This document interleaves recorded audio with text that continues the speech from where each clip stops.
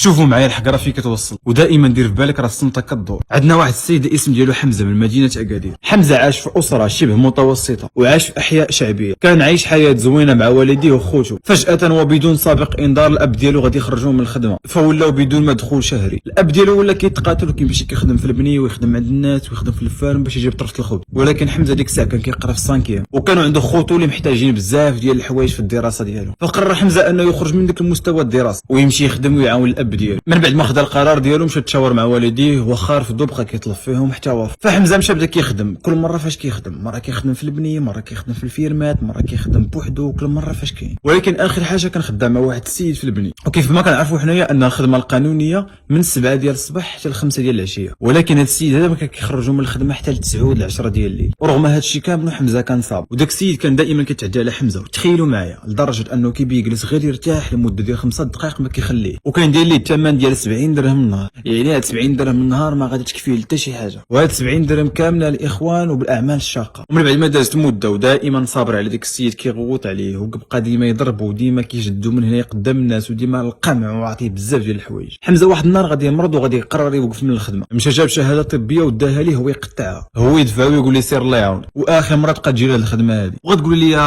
عادي ماشي مشكله شنو فيها، يمشي يدبر على راسو في بلاصه اخرى. ولكن الغريب في الامر كان اللي تا فلوسو ما خلصوش فيها، رغم على هادشي كامل وكان صابر على العصا والضغط والحقره وبزاف ديال الحوايج، وهذا الشيء كامل وما خلصوش في الاخير. من بعد ما داز شهور قليله حمزه غادي يرجع للقرايه ديالو، من بعد غيدير التكوين المهني في نفس الوقت. ومن بعد ما شد الباك ديالو مشى لافاك، ومن بعد ما شد الدبلوم ديال التكوين المهني دفع السي في ديالو لواحد الشركه، والحمد لله اول شركه غادي يدفع ليها غادي تقبلو، وغادي يخدم بصالير ديال 5000 درهم في الشهر. وبدا كل مره كيتقاتل وكيجمع الفلوس وكيتقاتل وعاون والديه ودار بزاف ديال الحوايج. من بعد ما غادي يدوز سنوات قليله حمزه غادي يجمع واحد المبلغ اللي غادي يقرر باش يشري به شي بقعه. فداك الشيء اللي وقع قلب على بقعه وشراها، ودازت مده عاوتاني وجمع الفلوس عاوتاني وبناها، ودازت مده وقرر باش يبنيها. فداك الشيء اللي كاين عيط لواحد المعلم وقال لي الله يرحمك الوالدين اجي تبني لي الدار. جا تفاهموا وياه، تفاهموا على الاثمنه، تفاهموا على كل شيء. من بعد ما جا السيد كيبني ليه في الدار داز تقريبا واحد يومين 3 ايام، حمزه قرر باش يمشي يشوف الدار ديالو فين وصلات في البنيه ويحضر مع المياه ويشوف شنو خاصها. فداك الشيء اللي دار. ولكن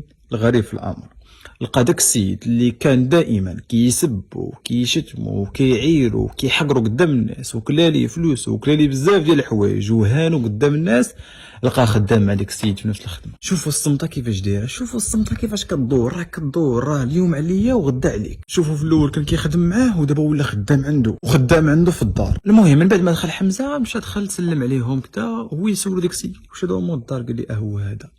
هو داك السيد بدا كيبكي. تخيلوا معايا بدا كيبكي لانه شاف هذا السيناريو كامل دار على عينيه. وفي الاخير حمزه سمح لك السيد رغم هذا الشيء كامل اللي وقع ليه.